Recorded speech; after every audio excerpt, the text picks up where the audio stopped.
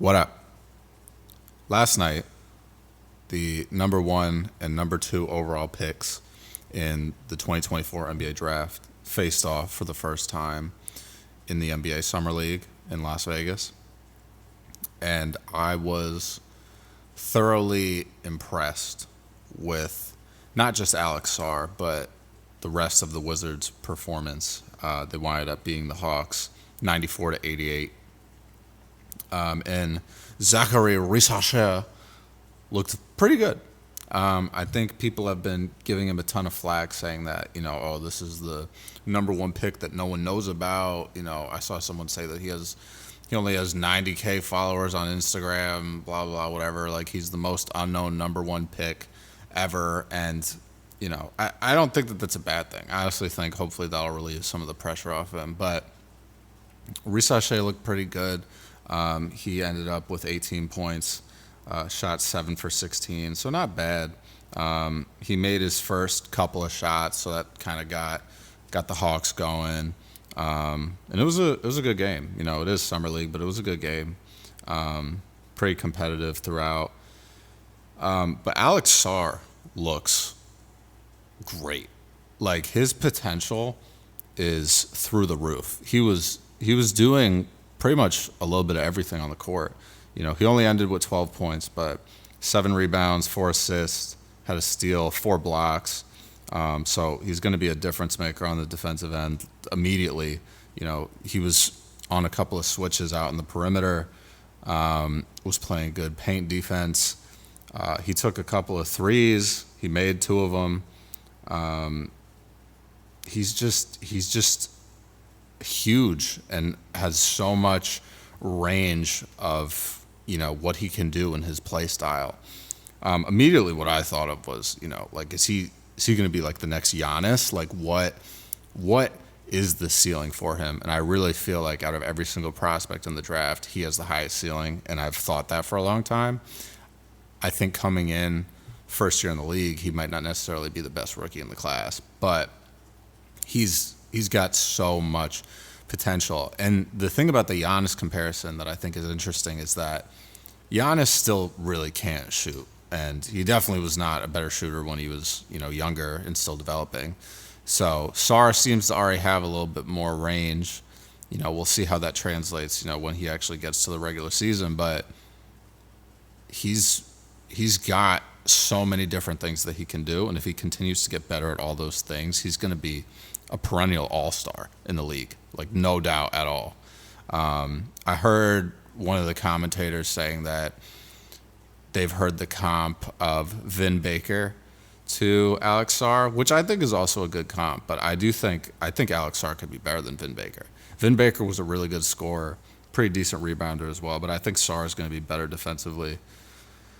The surprise, though, and I shouldn't even say a surprise, but Bub Carrington dropping almost a triple-double. He had 19, 9, and 8, and was hands down the best player on the court yesterday. It was really amazing to see just like the tenacity and the grit that he plays with. I didn't really see a ton of him playing in college, and when I did, I didn't really pay much attention. I didn't really know that he was a highly touted prospect. I remember when the draft came around, though, I did watch some of his highlights, and he's just good, and he's one of those guys that just wants to win. He has incredible size for a point guard. I think he's like 6'5", so he's also got limitless potential. So, I talked about, the Denny trade and basically giving up Denny to get Bub Carrington, and if, Bub continues playing like this once we get to, the regular season and continues to develop, I think we won that trade. But I don't want to get ahead of myself yet. We got it's the first Summer League game. They came out looking good, but, we got to keep our heads down, keep working, and, we'll see what happens from there. Keyshawn George didn't really play great, but I think, him being the latest of the 3 picks in this year's draft, it was kind of expected that he's not going to be someone that's going to get a ton of minutes right away, and he's, probably going to spend a lot of time in the G League, which is fine. I think if he's just going to he needs time to just play and get better and get used to playing against more physical competition and just getting reps up. Justin Champagnie looked really good too, but I don't really know what the Wizards' plan is with him. We have a lot of like guys who are on two ways or were on two ways before. Justin Champagnie's one of them. He kind of joined the roster a little bit later in the season last year. And Eugene Amarui just didn't look good at all. Like I don't really know what his play style is. I don't know what we're using him for, and I'm sure he has some good redeemable qualities as a basketball player, but he just was terrible yesterday and like was just taking shots that he just shouldn't be taking. He should not be taking shots at all, honestly. Sorry, Eugene, but my opinion. Johnny Davis too. Like Johnny Davis had a good game, but like this is the dude's third or fourth year playing in the summer league. Like we gotta figure out what's going on with this guy, because it's just I don't know what the is happening with him. I mean, he's I thought he was gonna have a similar trajectory that he had like in college, where he was like, he kind of had a rough first year. He had a pretty, I don't even know if it was rough. He just didn't really have a ton of production his first year at Wisconsin. And then when he came back the next year, he played very well. And that's kind of what sprung him into that top 10 range in the 2022 draft.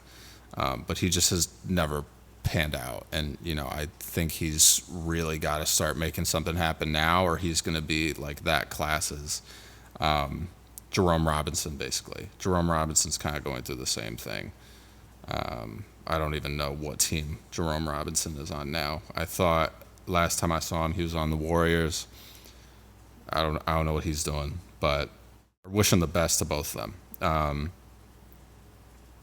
Johnny Davis just has got to figure out what helps him. But let's go back to Alex Sarr. Alex Sarr, as long as he keeps getting reps and just playing hard, playing good defense, and just getting the ball in his hands during the game, bringing the ball up, getting the ball in the post, taking shots off the dribble, he's going to get so much better. And he can literally shoot over anybody. Like, he has so many prototypes that he could be in the range of becoming. Like, he could either be Kevin Durant or he could be Giannis Antetokounmpo. There's just so much potential for him.